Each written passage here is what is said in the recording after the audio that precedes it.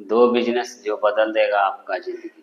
कहा गया है कि नौकरी करो सरकारी, बिजनेस करो सुपारी, परवल करो तरकारी। ये बात बूढ़े बुजुर्ग क्यों कहते थे, आज हम इसी के ऊपर डिस्कस करने वाले हैं। तो चलिए शुरू करते हैं। आप समझ लीजिए, जब किसी भी सामान का निर्माण होता है उसी समय उस सामान का 3 दौर लागू ऑटोमेटिक हो जाता है। शुरुआती, प्रसिद्धि और प्रतियोगिता।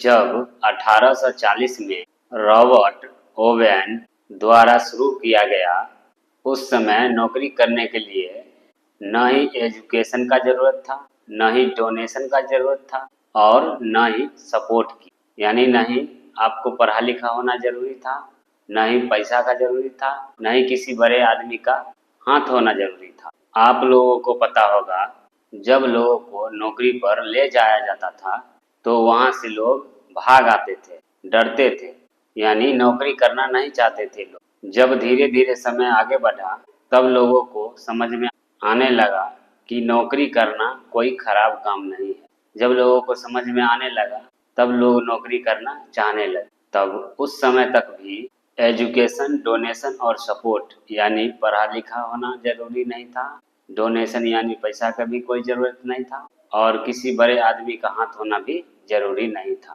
तब तक प्रसिद्धि दौर था, उसके बाद नौकरी में आया प्रतियोगिता का दौर। तब तक ये 3 सिस्टम लागू हो गया नौकरी में जाने के लिए। आपको पढ़ा लिखा भी होना ज़रूरी हो गया और घूस देने के लिए पैसा का भी ज़रूरत हो गया और बड़े आदमी का हाथ भी ज़रूरी हो गया।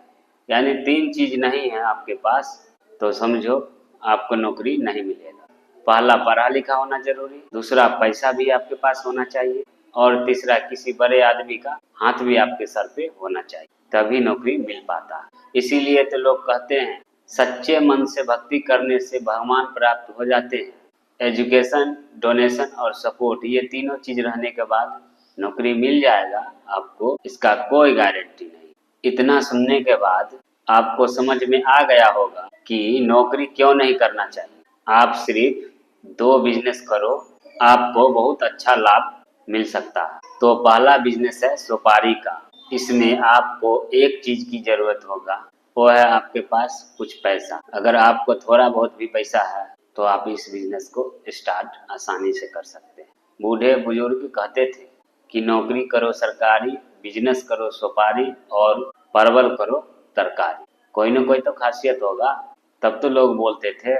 इस बिजनेस में आपका माल नहीं सड़ेगा, नहीं गलेगा, नहीं एजुकेशन की ज़रूरत है आपको, नहीं सपोर्ट की ज़रूरत है।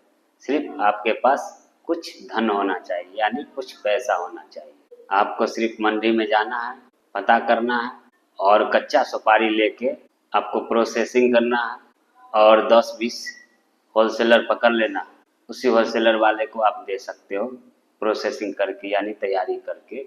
आप रिसर्च करके देखो, इस बिजनेस में बहुत अच्छा प्रॉफिट होता है। ना ही ये सीजनली धंधा है, ना ही ये कच्चा सौदा का धंधा, यानी पक्का सौदा का धंधा है ये। आप हर सीजन में इसको सेल कर सकते हो और पक्का सौदा है तो आपको सड़ेगा भी नहीं और गलेगा भी नहीं। जब भी बिजनेस करो, पक्का बिजनेस करो और पक्का धंधा करते हो तो ऑल सीजन में सालों भर कभी न कभी तो सेल होगा ही। इसलिए ये पक्का धंधा है, इसको अच्छी तरह से रिसर्च करके आप इस बिजनेस को कर सकते हैं। और दूसरा बिजनेस है परवल का खेती। इसमें आप एक बार परवल लगा दोगे और गाय भैंस की तरह 6 महीना तक, जैसे गाय भैंस को 6 महीना तक दूध निकालते रहते हैं, वैसे ही परवल का खेती है। एक बार लगा दो और तैयार होने के बाद 6 महीना तक निकालते रहो। जब इसका पौधा पुराना हो जाता है तो इस पौधे को काट दो।